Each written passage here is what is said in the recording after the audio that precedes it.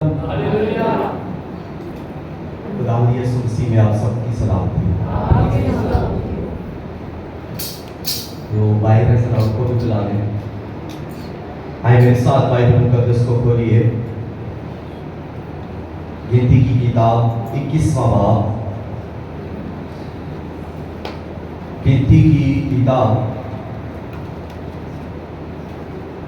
21वां बाब और उसकी चौथी आयत से 9वीं आयत तक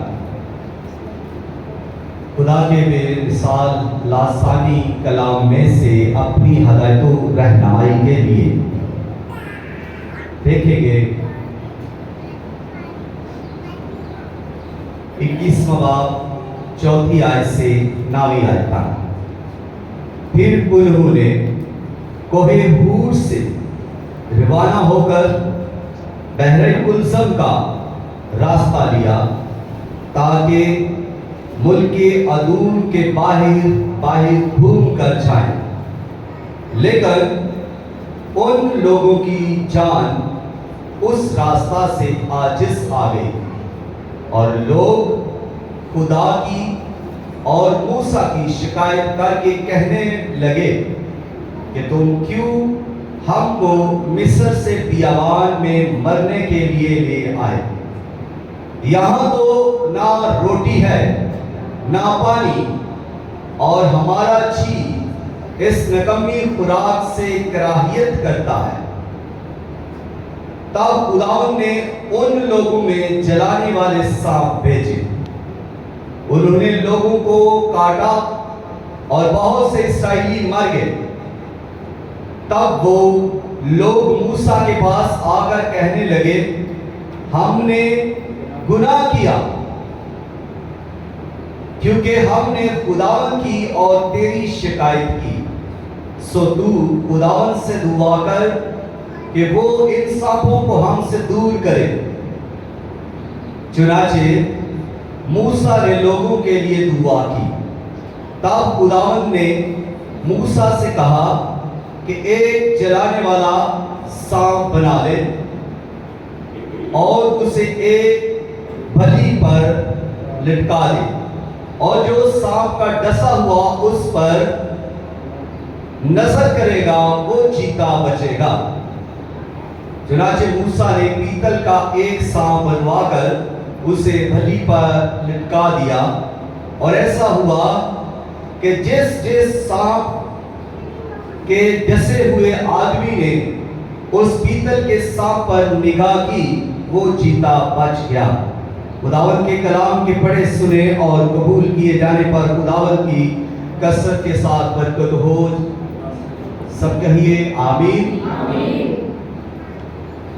तो पीतल का सांप, बाइबल के अंदर भी यही लिखा है, पीतल का सांप। तो अनुमान भी हम यही ले लेते हैं। आज का मज़मून भी पीतल का सांप। जब हम इस पैसेज को पढ़ते हैं तो इसमें कुछ चीजें हमें सामने आती हैं, और वो ये कि इस पैसेज को जब हम पढ़ते हैं तो बनी इस्राएल कौम खुदा की शिकायत कर रही है, बुड़बुड़ा रहे हैं, और इसके नतीजे में खुदा ने उनके बीच में सांप छोड़ दिए, और उन सांपों ने क्या किया कि उन लोगों को डसना शुरू कर दिया, और उसके वजह से लोग मरने लगे। तो फिर और हम ये देखते हैं कि वो फिर मूसा के पास आते हैं और आकर कहते हैं कि हमने गुनाह किया, तू हमारे लिए दुआ कर। और इस तरह से जब मूसा दुआ करते हैं तो फिर खुदा जिसने सांप बेचे थे उनको एक नया हुक्म देता है, और नया हुक्म यह है कि पीतल का एक सांप बनाकर बलि पर ऊंचे पर उसको लटका दे। जो कोई उस सांप को देखेगा वो जीता बचेगा। तो पैसेज में सारा मफहूम ये है। अब जब हम इस पर गौर करते हैं, बनी इस्राएल कौम जो अब्राहम की नस्ल है, मिस्र के अंदर है, गुलामी के अंदर है, 400 साल अरसा इन्होंने मिस्र के अंदर गुलामी की, चक्की पीसी, ईंटें बनाई, घारा बनाया, भूस इकट्ठा किया और मार खाते रहे, यहाँ तक कि इनको पूरा खाना भी नहीं दिया जाता और इनको प्यास के लिए भी बिलखना पड़ता रहा। और ये लोग उस हुकूमत के अंदर गुलामी में, यानी फरौन की गुलामी में रहे, जहां पर ये लोग लाकर कमजोर हो रहे हैं। बदरी तौर पर जब इन्हें भूख सता रही है, खाना पूरे तौर पर इन्हें नहीं मिल रहा, प्यास से ये निठार हो जाते हैं, तब भी इनको मेहनत करनी पड़ती है, तब भी इन्हें खाना बनाना पड़ता है। खुराक मिले या ना मिले, पेट भरा हुआ हो या ना हो, खाना बनाना है, ईंटें बनानी है, भूस को इकट्ठा करना है और गुलामी में जीना है। ये लोग 400 साल इस गुलामी के अंदर जीते रहे। ये जीना भी क्या जीना है, जहां जिंदगी में घुट घुट कर मरना है, जहां चीजों के लिए ये तरस रहे हैं, जहां ये अपने के लिए शॉपिंग नहीं कर सकते, ये जो कुछ कर रहे हैं इसकी उजरत इन्हें नहीं मिल रही, जो कुछ ये मेहनत कर रहे हैं ये अपनी मर्जी से नहीं कर रहे, ये गुलामी की हालत में है। और गुलाम याद रखे, कभी भी सख्त मेहनत अपनी मर्जी से नहीं करेगा। गुलाम को आदत नहीं है कि वो मेहनत करे, क्यों? इसलिए कि वो मजबूरी की हालत में मेहनत करेगा और उसको उजरत नहीं मिल रही, उसको पैसा नहीं मिल रहा, उसको जब वो मेहनत कर रहा है तो वो अपनी जरूरत के लिए मेहनत नहीं कर रहा। आज हम जब मेहनत करते हैं तो हमें उजरत मिलती है। हम इसलिए मेहनत करते हैं कि हम हमारी जरूरतें पूरी हो जाए, हमें नए कपड़े मिल सके, हम अच्छा खाना खा सके, हम घर बना सके, और हम बहुत सारी ऐसी निजी और साथी जरूरतें हैं जिनको पूरा कर सके। लेकिन गुलाम ऐसे नहीं होते। जो गुलामी की हालत में होता है वो मेहनत तो करता है, लेकिन उससे मेहनत जबरदस्ती करवाई जाती है। यहाँ इस्राएली जो मिस्र के अंदर है, इनसे जबरदस्ती मेहनत करवाई जा रही है, इन पर बेकार लेने वाले मुकर्रर किए हुए हैं, वो इन्हें मारते हैं, वो इनसे टाइम पर वो मेहनत पूरी की पूरी लेते हैं कि जो को जितनी ईंटें तुमने इस दिन बनाई है इतनी ही अगले दिन बनाना, और फिर उनको बनाना पड़ती थी और वो सख्त मेहनत कर रहे थे। अगर बीमार भी पड़ गए हैं तब भी उनसे वो उतनी ही मेहनत करवाते और उनको अपनी मर्जी से खाना नहीं दिया जा रहा। गुलाम अपनी मर्जी से अपना पसंदीदा खाना नहीं खा सकता, जो कुछ उसका मालिक उसको देगा वो वही खाएगा। उसके लिए है कि खा या ना खा, तुझे यही खाना है। तो बनी इस्राएल को यही तो कर रहे थे। गुलामी बहुत बुरी चीज है। गुलाम किसी भी जगह पर हो, उसके लिए ये ऐसे ही है जैसे घुट घुट कर जीना। यहाँ पर वो अपनी बात नहीं कह सकता, अपनी राय नहीं दे सकता। अब जो चाहे वो कितना ही ज़हीन हो, वो गुलाम है और उसकी बात की अहमियत नहीं। शहंशाह को उसकी अकल की जरूरत नहीं, क्योंकि वो गुलाम है, उसने ईंटें बनानी है, उससे वही काम लिया जा रहा है जो उसने करना है। इस्राएल से काम लिया जा रहा है, लेकिन वो सब किसके अंदर है? गुलामी के अंदर है। फरौन की गुलामी में, मिस्र के अंदर है। मुल्क जो है गैरों का है तो गुलामी ही तो होगी, उन्हीं हुकूमत में गुलाम बनकर रहना पड़ेगा।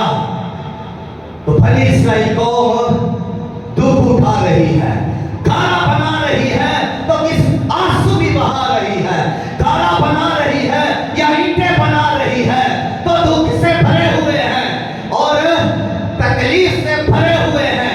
भूख सता रही है, पसलियां नजर आ रही है, कमजोर और लाचार हो रहे हैं, मेहनत कर रहे हैं लेकिन करनी है, मेहनत करनी है क्योंकि गुलामी की हालत है। तो खुदा को इस कौम पर तरस आया, खुदा ने इस कौम को याद किया। खुदा जो लश्करों का खुदा है, जो अपना तारीफ मूसा से करवाता है कि मैं अब्राहम का खुदा, मैं याकूब का खुदा, मैं इसहाक का खुदा, मैं तेरे बाप दादा का खुदा हूँ और मैंने तुझे इसलिए बुलाया है कि तू अब्राहम की नस्ल को, मेरे बच्चों को, मेरी कौम को, मेरे इकलौते को, मेरे इकलौते को निकाल लाए इस गुलामी के घर से, इस तकलीफ से, इस मुश्किल की जिंदगी से जहां वो घुट कर जी रहे हैं, जहां वो जिंदगी तो है पर वो भी कोई जीना है, वहां से निकाल लाए। मूसा को लिया गया और जब खुदा ने अपनी बड़ी कुदरत के साथ उस कौम को उस मुल्क से निकाल लिया, वो कुल्सम को चीर करके पार करके बियाबान के अंदर आ गए हैं।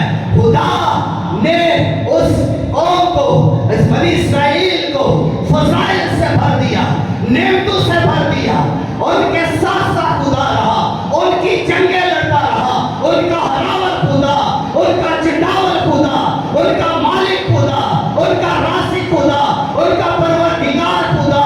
या वो मेहनत नहीं कर रहे लेकिन खा रहे हैं, या वो चल रहे हैं और थक नहीं रहे, या वो चल रहे हैं, या वो सफर कर रहे हैं, उनके कपड़े नहीं फट रहे, उनके जूते नहीं फट रहे, खुदा अपने हाथ पर उठाए लिए जा रहा है, महफूज करता है। खुदा उनका मुहाफिज है, या बीमारी नहीं है, उनको जो उनकी जरूरत को खुदा पूरा कर रहा है और उनके साथ दुश्मनों से खुदा जंगे कर रहा है, उनको मार रहा है, अपनी कौम को बुझा रहा है। बनी इस्राएल के साथ खुदा है, उसके फजाइल उसके साथ, उसकी कुदरतें उनके साथ, उनके साथ उसका फजल उनके साथ है और खुदा मोहब्बत और चाहत के साथ उनके साथ चल रहा है। और जब वो गोश्त की डिमांड करते हैं, खुदा उनके तो उनको गोश्त देता है। जब उन्हें भूख लग रही है तो उनको खुराक मुहैया की जा रही है, आसमानी खुराक उन्हें दी जा रही है। और जब उन्हें प्यास लग रही है, जब पीने के लिए पानी नहीं तो उनको मीठा पानी पिलाया जा रहा है, चट्टान में से पानी पिलाया जा रहा है। खुदा उनकी हर जरूरत पूरी कर रहा है, खुदा उनके साथ है। इसलिए जब खुदा साथ है तो खुदा हर जरूरत को पूरा करता है, और जब खुदा हमारे साथ है तो फिर हर जरूरत को पूरा करेगा। आमीन, hallelujah, hallelujah, hallelujah, hallelujah, hallelujah. एक की पूरी जमात से की तो समझ आ रही है, बाकी किसी को कुछ समझ नहीं आ रही अभी तक। तो जब खुदा साथ है तो खुदा मुहैया करेगा, खुदा साथ है तो खुदा दे देगा, आपकी सोच से बढ़कर खुदा देगा, खुदा वहां से भी मुहैया कर देगा जहां आपको तवक्को भी नहीं है। इस्राएल के लिए खुदा क्या कर रहा है? मुहैया कर रहा है, वहां से भी जहां वो बुलबुला रहे हैं कि यहाँ पानी नहीं है, हम इसके वजह से मर जाएंगे, वहां से भी चश्मे फूट रहे हैं, वहां से भी पानी खुदा मुहैया कर रहा है, क्योंकि खुदा उनसे प्यार करता है, खुदा उनके साथ है। खुदा ने कहा ये ये मेरा बेटा है। और जिसका खुदा बेटा हो, खुदा का जो बेटा हो, खुदा उससे मोहब्बत नहीं करेगा।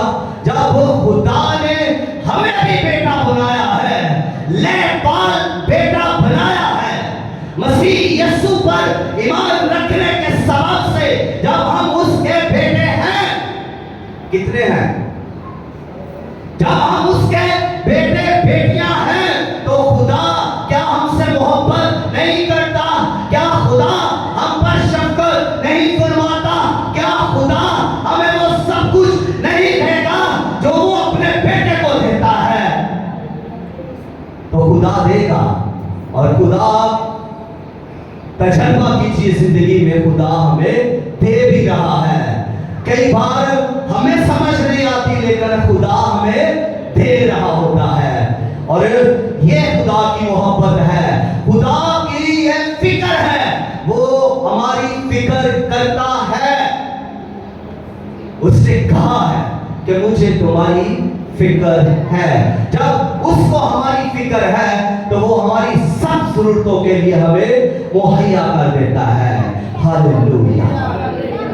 और इस कौम को जब खुदा इस कदर प्यार कर रहा है, इनके साथ है, बरकतें दे रहा है, हिफाजत कर रहा है, तो फिर ये कौम फिर भी नाशुक्री है, फिर भी बुड़बुड़ा रही है, फिर भी जगह पर हम देखते हैं कि ये खुदा के खिलाफ बुड़बुड़ा रहे हैं, ये मूसा के खिलाफ बातें कर रहे हैं, बुड़बुड़ा रहे हैं, नाशुक्री कर रहे हैं और ईमान नहीं करते।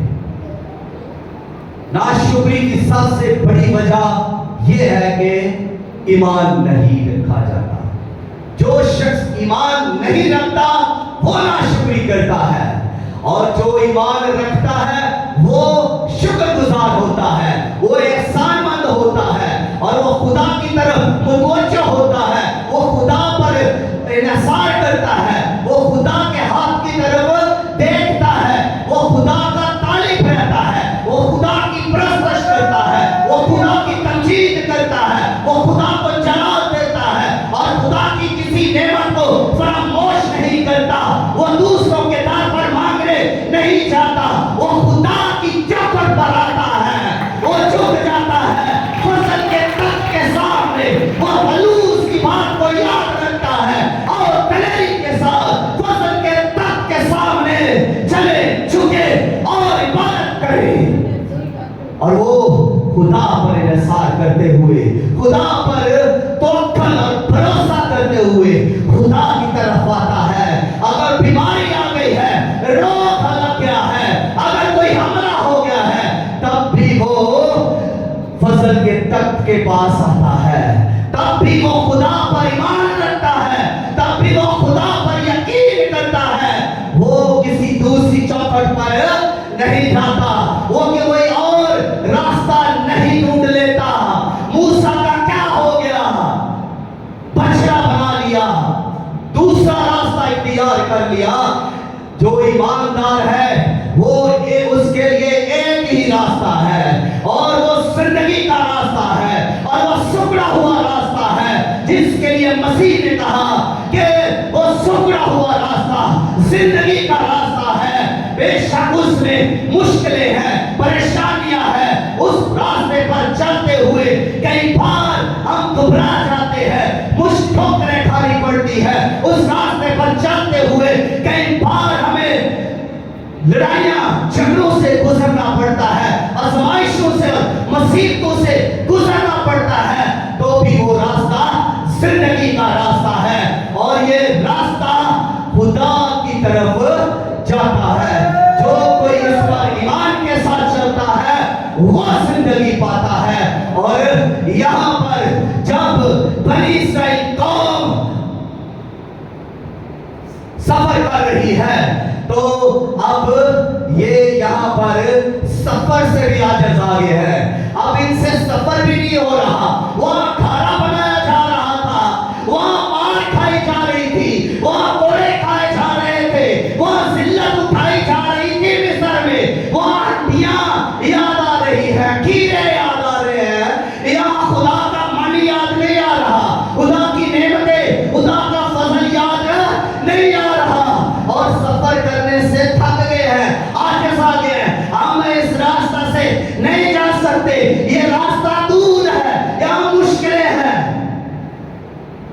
आजिज आ गया और इस वजह से बुड़बुड़ाना शुरू हो गए, बातें करना शुरू हो गए, खुदा के खिलाफ बोलना शुरू हो गए, मूसा के खिलाफ बोलना शुरू हो गए कि खुद हम यहाँ पर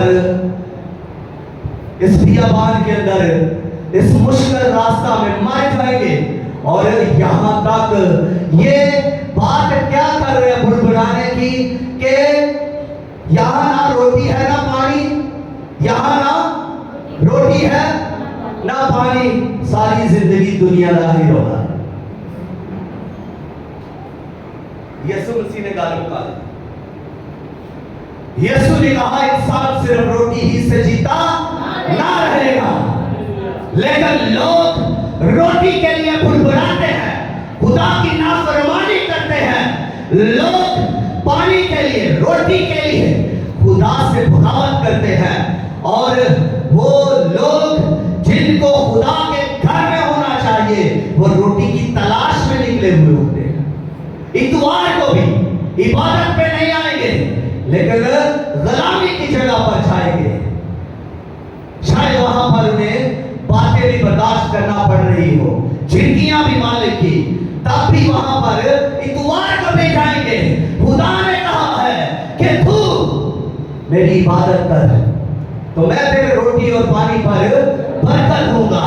इस बात पर तो यकीन नहीं है, इस पर तो ईमान नहीं, खुदा की बात का यकीन नहीं, खुदा के कलाम को रद्द कर दिया। लेकिन चले हम मेहनत करने, वो भी मेहनत कर रहे थे, ईंटें बना रहे थे, कितना कमा रहे थे, कितना अच्छा खा रहे थे, कितना अच्छा पहन रहे थे, गुलामी में जिंदगी गुजार रहे थे। और आज भी लोग इतनी तरक्की होने के बावजूद भी लोग अपने कामों को तरजीह देते हैं, खुदा के कलाम को रद्द कर देते हैं। तो ये क्या चीज है? ये नाफरमानी नहीं, ये ईमान की कमी नहीं, ये ईमान की कमी है। जो शख्स कलाम की तरफ ध्यान नहीं देता, मतलब जब वो ये कर रहा है कि 7 दिन हफ्ते के हैं, 6 दिन वो मेहनत कर रहा है, उसको 6 दिन पर भी यकीन नहीं कि खुदा इन 6 दिन की जो मैंने मेहनत की है इसको ब्लेस करेगा, इसको बरकत देगा और मैं अच्छी रोजी रोटी खा सकूंगा। तो फिर 7वें दिन जब वो मेहनत करेगा तो उस पर उसको ज्यादा बरकत मिल जाएगी। 7वें दिन जब वो काम पर जाएगा तो उसको क्या ज्यादा मिल जाएगा? खुदा को नेगलेक्ट करके हम ज्यादा नहीं पा सकते। खुदा से नाफरमानी करके, उसके हुक्म को रद्द करके, उसके कलाम से मुंह मोड़कर हम कहीं पर भी जाकर इज्जत नहीं पा सकते, बरकत नहीं पा सकते, कामयाब नहीं हो सकते। और हमारी वो बड़ी बड़ी ख्वाहिशें जिसके लिए हम बहुत ज्यादा इस दुनिया में मेहनत करते और जलीलो ख्वार भी हो जाते हैं कई बार, फिर भी हमें वो नहीं मिलता। तो ये इसलिए है कि हम खुदा की तरफ मुतवज्जो कम हुए, खुदा पर ईमान कम रखा, खुदा को इग्नोर किया, खुदा को भूले रहे और अपनी ख्वाहिशों को याद रखा, अपने काम पर तवज्जो की और अपने काम की तरफ ही गए। जबकि वक्त था बरकत का। अरे 6 दिन की जो मेहनत है उसकी बरकत का वक्त ये है जब यहाँ पर आप हैं खुदा के घर में, जहाँ आप खुदा की इबादत जब कर रहे हैं तो आपको ये पता नहीं शायद कि खुदा आपको ब्लेस कर रहा है, आपके बदन को खुदा ब्लेस कर रहा है, आपके माल को खुदा ब्लेस कर रहा है, खुदा आपकी औलाद को ब्लेस कर रहा है, खुदा आपके घराने के सभी लोगों को ब्लेस कर रहा है, खुदा आपके कारोबार को ब्लेस कर रहा है, क्योंकि आप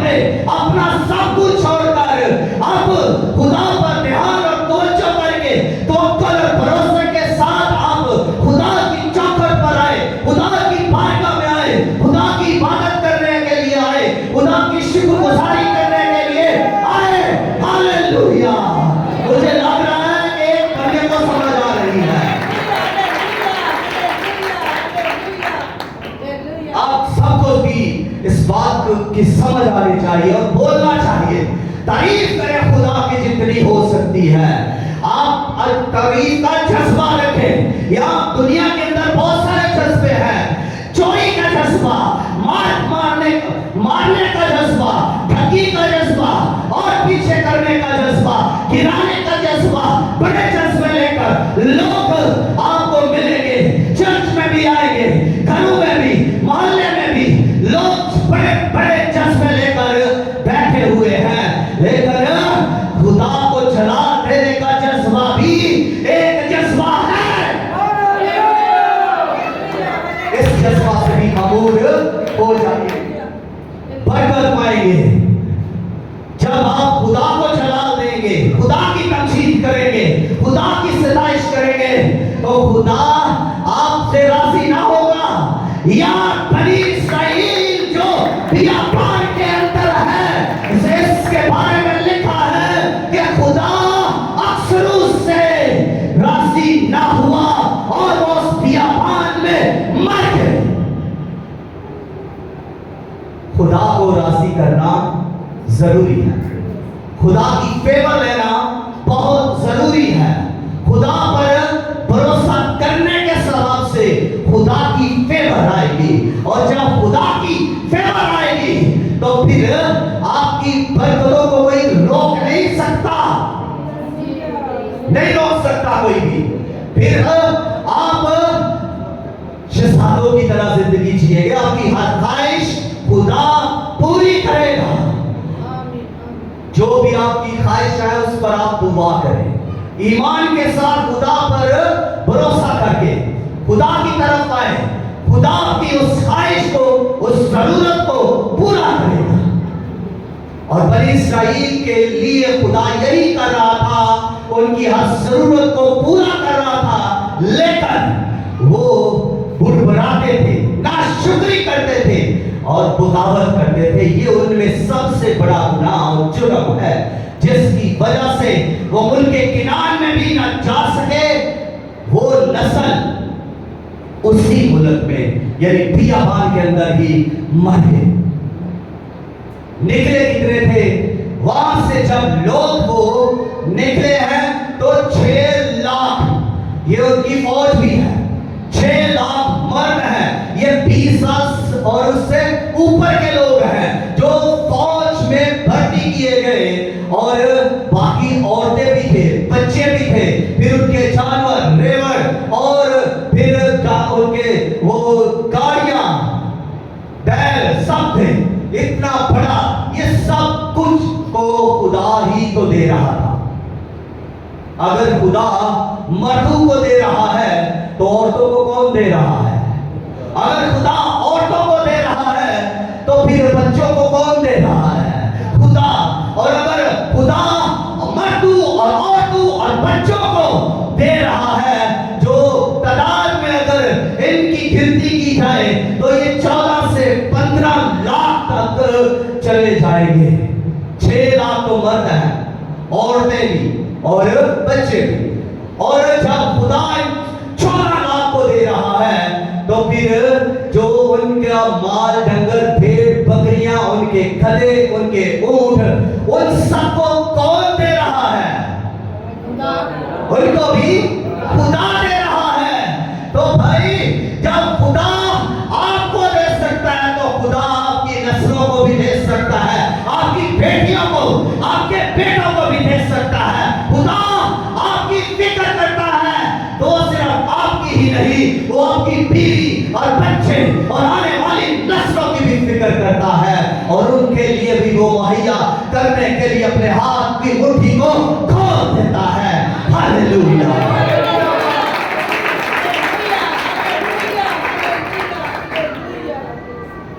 अब ये कौम बुड़बुड़ा रही है।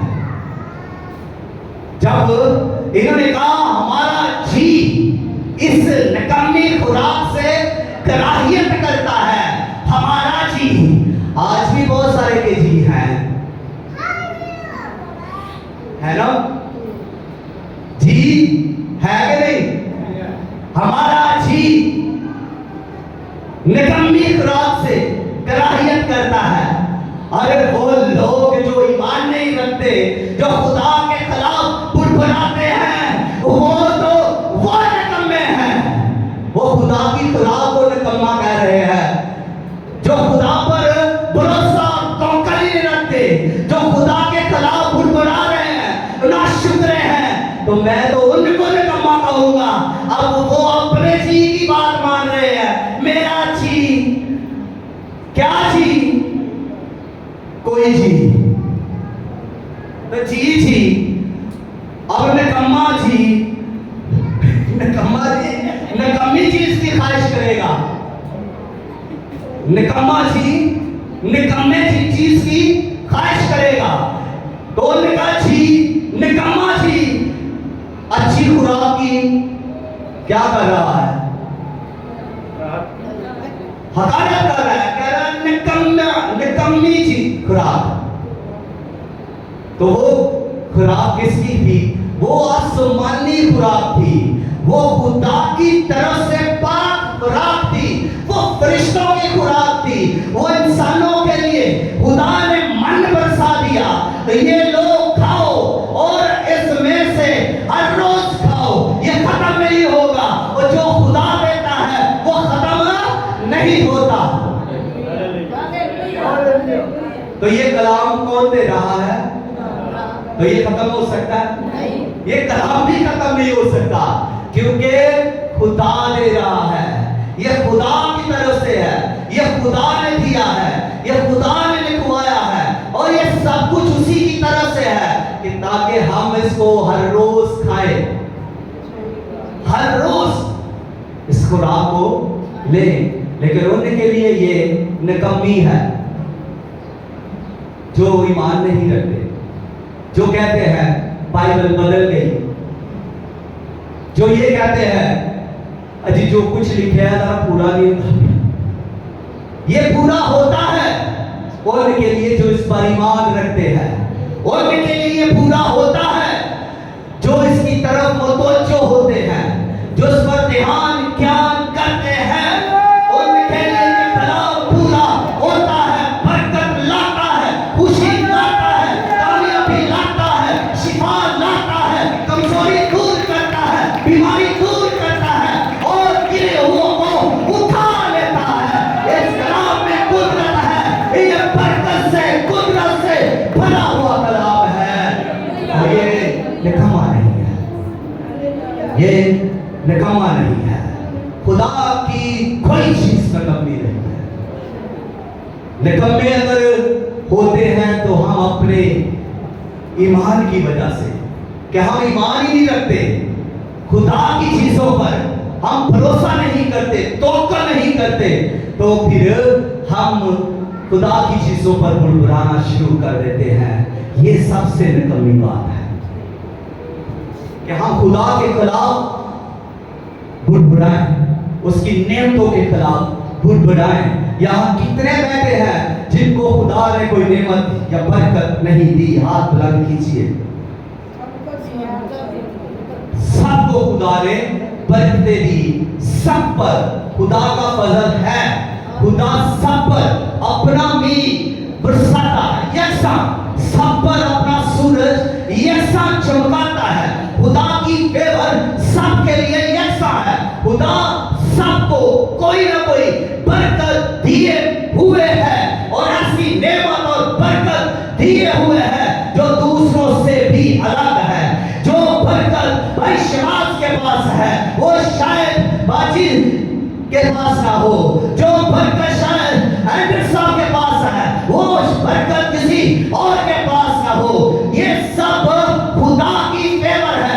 अगर खुदा ने आपको एक बरकत में ज्यादा प्लस किया है तो ये खुदा की आप पर खास फेवर है, और खुदा हर किसी को कोई ना कोई से बड़ी नेमत और बरकत दिए हुए है। इसके अलावा खुदा ने सब बरकतों में आपको यकसा भी रखा है, और खुदा कई नेमतों में हमें बढ़ा भी देता है। अब ये खुराक जिसको वो खाते थे तो अब उनका जी कह रहा है कि ये खुराक निकम्मी है। बुड़बुड़ाए, टाइम नहीं लगा।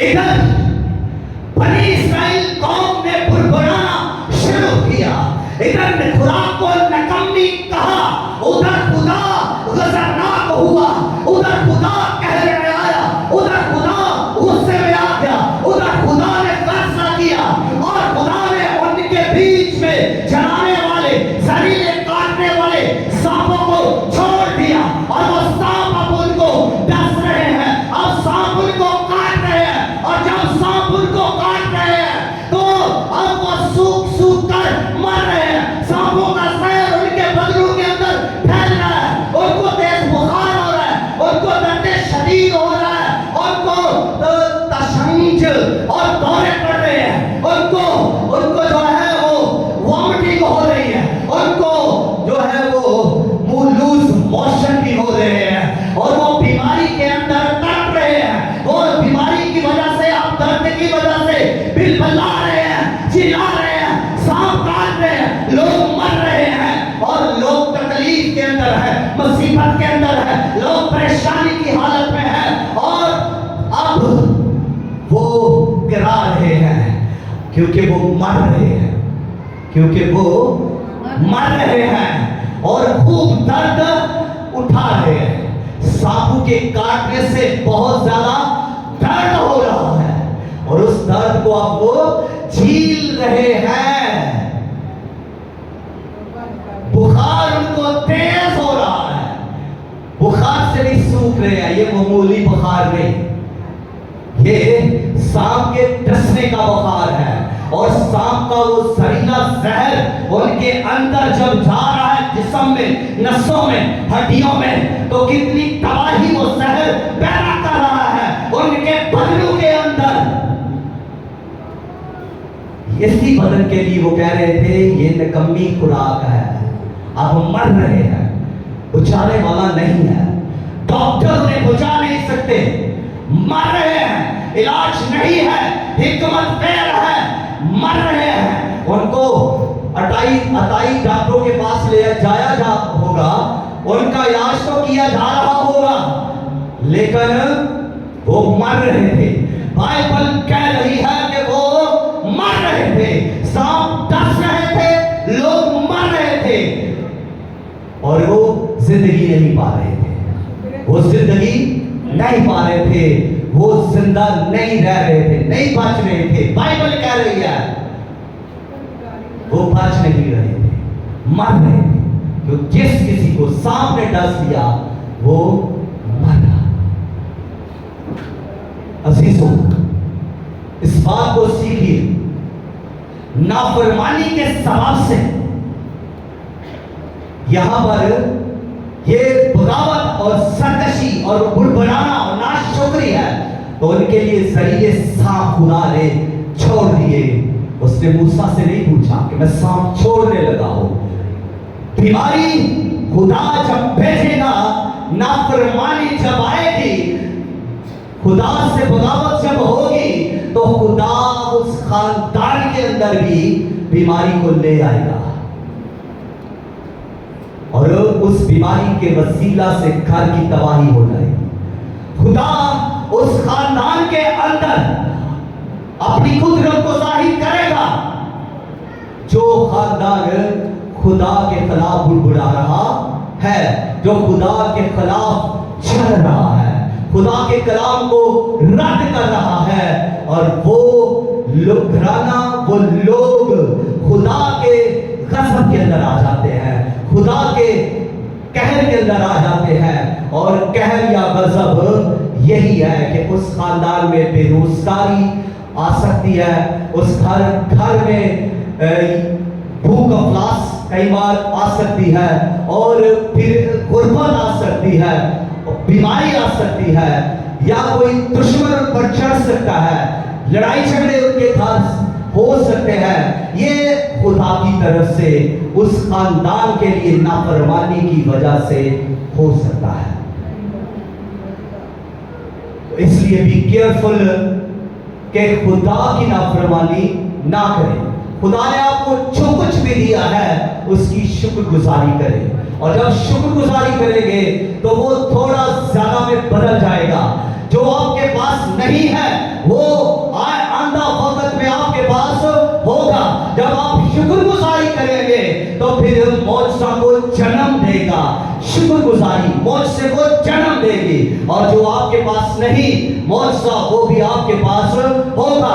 बीमारी आ गई है, बीमारी अगर आ गई है तो लोग शुक्रगुजारी नहीं करेंगे।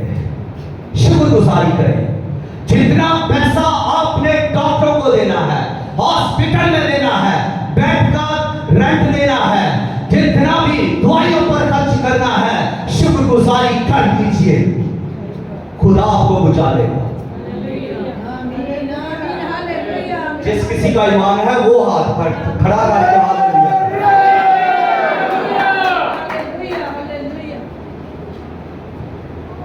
मेरी बीवी कमल जो यहाँ प्रिजाइड करती है, इसके दांत में दर्द हुई, डॉक्टर साहब के पास गए, उसने कहा चेक करके कहा जी 2 दांत निकलवाने पड़ेंगे,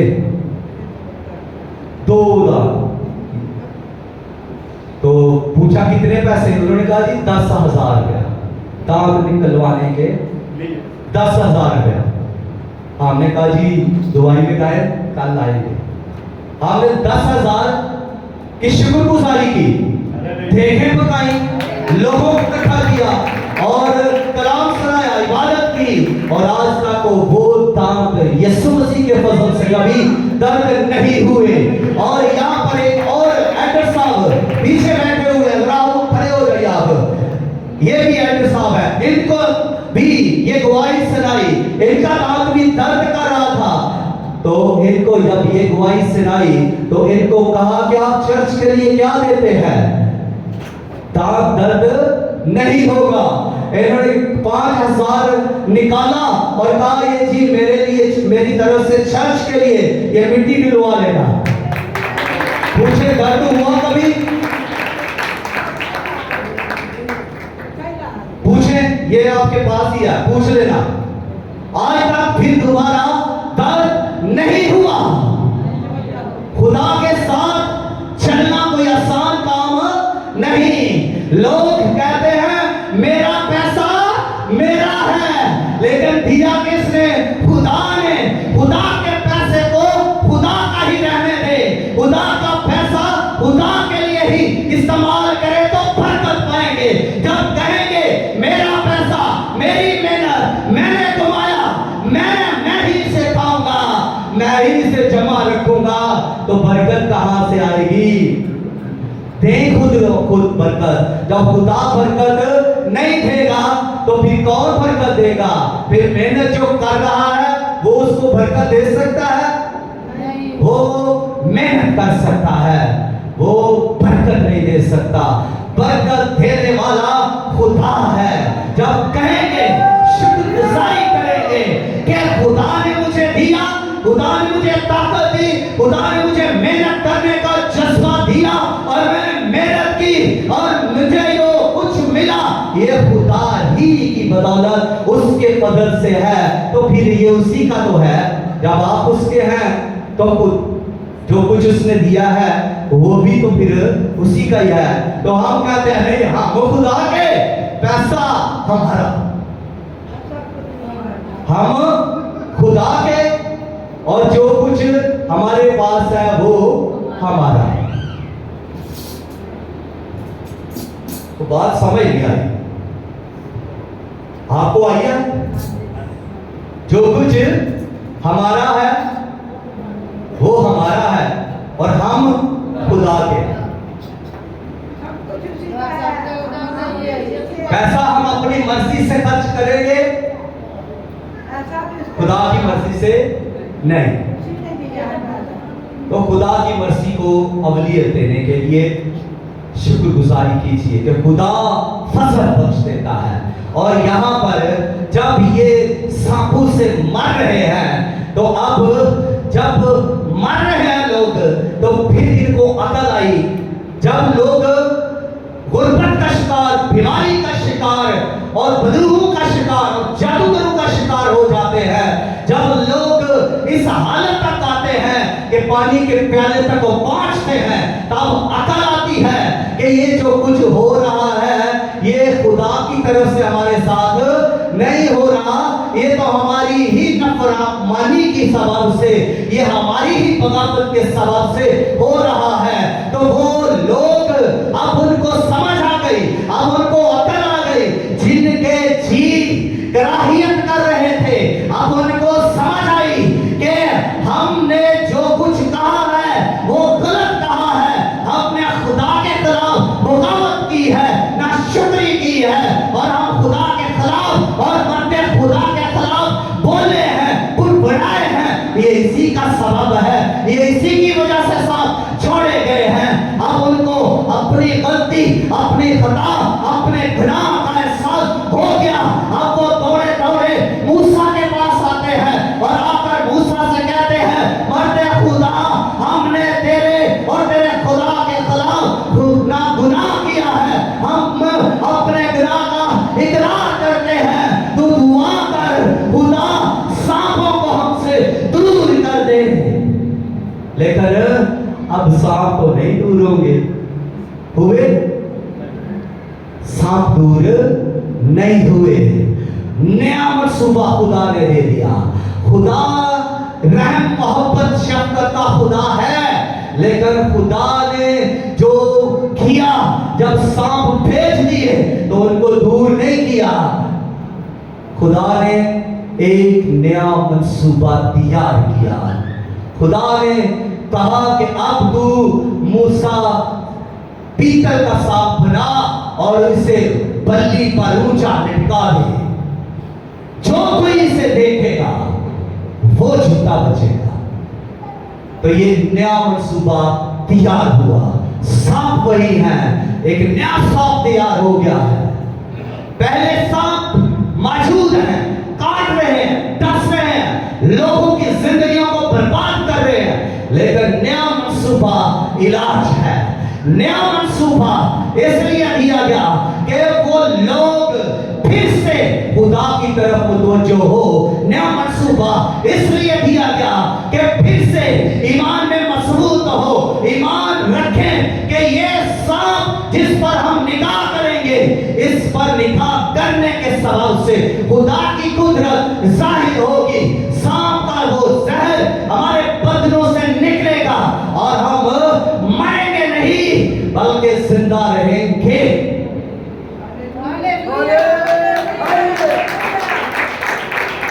यहां पर फिजिकली है, ये पीतल का सांप छुआ जा सकता था, देखा जा सकता था। और जब हम सिर्फ यहां पर फिजिकली बात करें तो ये मैच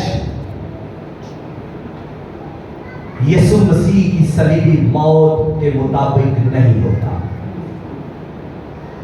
यहां पर बलि का सांप, पीतल का सांप बलि के ऊपर लटकाया हुआ है, डसा, जिसको सांप ने डसा है वो इसे देख रहा है।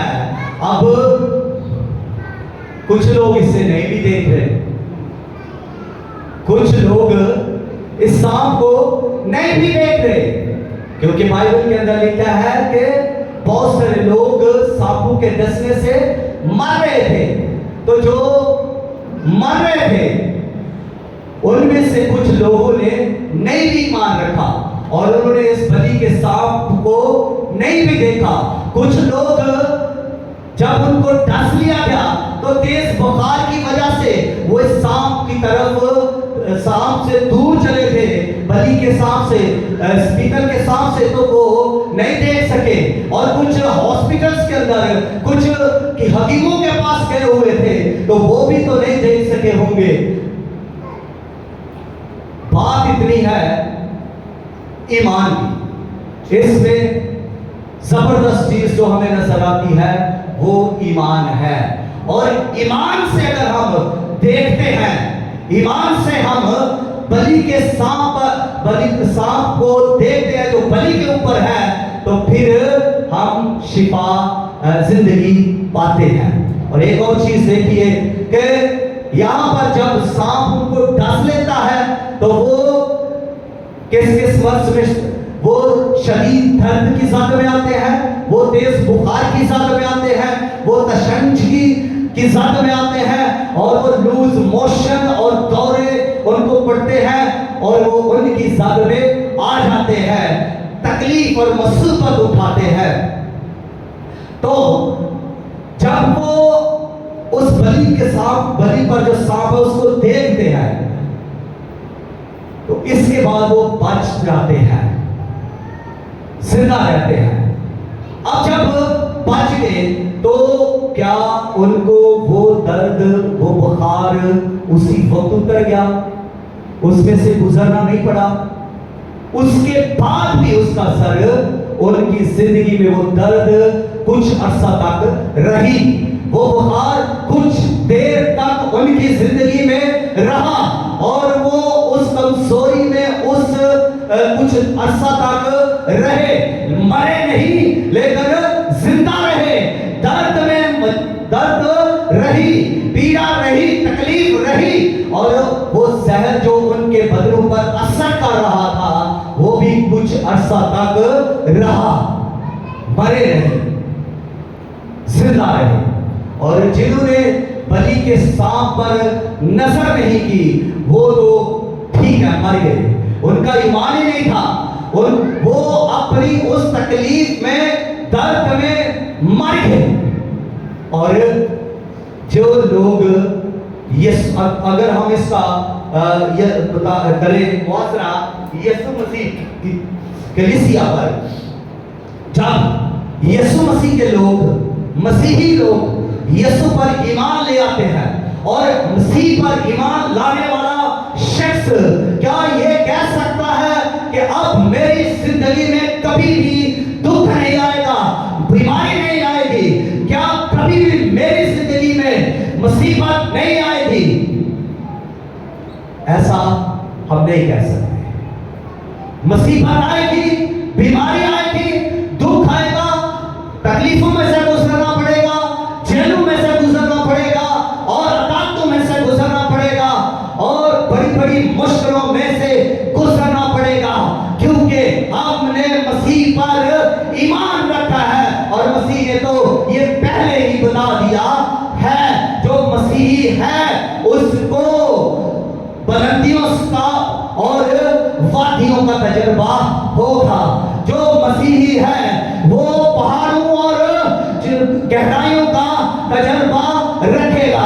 इसकी एक मिसाल बड़ी ही खूबसूरत मैं आपके सामने रखना चाहता हूँ। जब आप ईसीजी मशीन जो हार्ट के लिए होती है, उसको आपने देखा होगा हॉस्पिटल के अंदर, उसके अंदर एक लाइन चल रही होती है, और वो लाइन कभी ऊपर कभी नीचे, कभी ऊपर कभी नीचे इस तरह से जा रही होती है। वो सीधी नहीं है। जिस रोज वो लाइन सीधी हो जाएगी वो शख्स मुर्दा होगा, वो मर जाएगा। और मसीही जिंदा है, और जिसकी जिंदगी में ऊंचाइयां और गहराइयां हैं, जिसकी जिंदगी में पहाड़ और वादियां हैं, उनका तजर्बा है, और गम और खुशियां का तजर्बा है, वो मसीह में जिंदा है।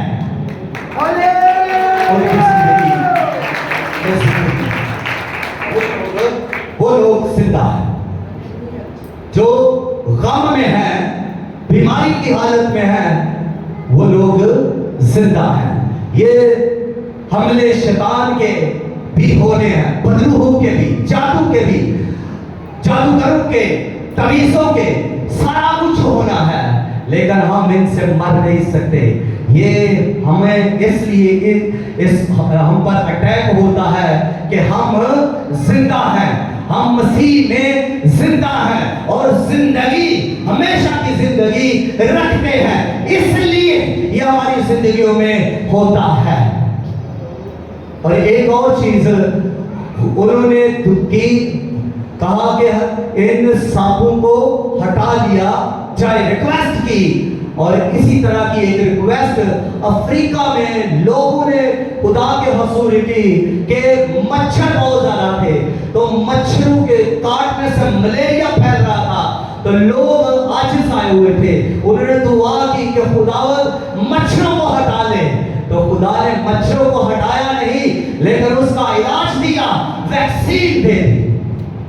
खुदा इलाज दे देता है, जो कुछ है उसको हटाता नहीं, उसके साथ ही जीना है। और मच्छर वो मखलूक है जो दूसरों के खून पर जीता है। मच्छर दूसरों का खून चूसता है और जिंदा रहता है। और ऐसे बहुत सारे मच्छर इंसान भी हैं, वो भी कई बार दूसरों का खून चूस कर जिंदा रहना चाहते हैं। ऐसे मच्छरों से भी बचें। जिंदगी की गाड़ी, अगर किसी आप गाड़ी के में बैठे हैं तो क्या होगा कि उसमें भी तो जंप वगैरह लगेंगे। क्यों लगेंगे? गाड़ी चल रही है। जो गाड़ी बंद है, जो गाड़ी चल नहीं रही, उसमें तो कोई धक्का नहीं लगेगा, कोई जंप नहीं लगेगा। इसी तरह जब हम खुदा के साथ चल रहे हैं, जब हम मसीह के साथ चल रहे हैं, जब हम मसीह में हैं, तो फिर ये ऊंचाइयां, गहराइयां, ये दुख, ये खुशियां, इन सब में से हमें गुजरना पड़ेगा। और हमारे लिए अब बलि का सांप नहीं, बल्कि हमारे लिए यीशु मसीह है, उसका खून है जो हमें बुझाता है, हर वबा से, हर बीमारी से छुड़ा लेता है, बुझा लेता है, गुनाह से बुझा लेता है। वो यीशु मसीह का खून है। और जो कोई यीशु मसीह पर निगाह करता है, अब यहाँ पर अगर मैं बात करूं देखने की, तो क्या इस वक्त हम यीशु मसीह को सलीब के ऊपर देख रहे हैं? नहीं देख रहे। ठीक है, तो यहाँ पर फिजिकली बात नहीं की गई। जब हम यूहन्ना की अंजील और 3रा बाब 14वीं, 15वीं और 16वीं आयत पढ़ते हैं, तो वहां पर बार बार एक बात लिखी है कि जो कोई उस पर ईमान लाए, हलाक ना हो, बल्कि हमेशा की जिंदगी पाए। क्या देखने की बात नहीं की गई, यहाँ ईमान की बात की गई है। जो ईमान लाए वो यीशु मसीह को सलीब के ऊपर देखे या ना देखे। अगर देखना ही मकसद होता तो फिर हम जो लोग हैं, यीशु मसीह जब आसमान पर सौत पर भागे, उसके बाद जितनी कलीसिया है, जितने लोग हैं, इन्होंने तो वो मंजर नहीं देखा। तो फिर हम सब तो फिर बदनसीबी रहे। लेकिन बात ईमान की है, और जब हम ईमान से मसीह को देखते हैं तो हम निजात पाते हैं। हम जब ईमान ले आते हैं तो हम हमेशा की जिंदगी रखते हैं। जब हम ईमान रखते हैं तो हम मसीह में उसके साथ, उसकी बरकतों के साथ है। हम मसीह में उसके वादों के साथ जी रहे हैं। हम मसीह के फजल में कुव्वत पाकर अब्लीस की कुव्वतों को शिकस्त देते हैं, अब्लीस के कामों को मिटा देते हैं। उसके रूप से मामूर होकर हम कामयाब होते हैं और अब्लीस से के सारे कामों के खिलाफ हम खड़े होते हैं, क्योंकि हम ईमान रखते हैं कि हमारा खुदावन निजात देने वाला यीशु सलीब के ऊपर हमारे गुनाहों के वास्ते मर गया और दफन हुआ, और 3रे दिन मुर्दों में से जिंदा होकर आसमान पर उठा लिया गया, और वो फिर आने वाला है, और वो हमें अपनी जिंदगी, अपनी सुकून, अपनी जिंदगी आराम देने के लिए ले जाने को आने वाला है। हमारे पास जिंदा उम्मीद है, जिंदगी है, और हमेशा की जिंदगी है। ये यीशु मसीह पर ईमान रखने के वसीला से है। खुदा इस कलाम के वसीला से हम सबों को बरकत दे। आमीन।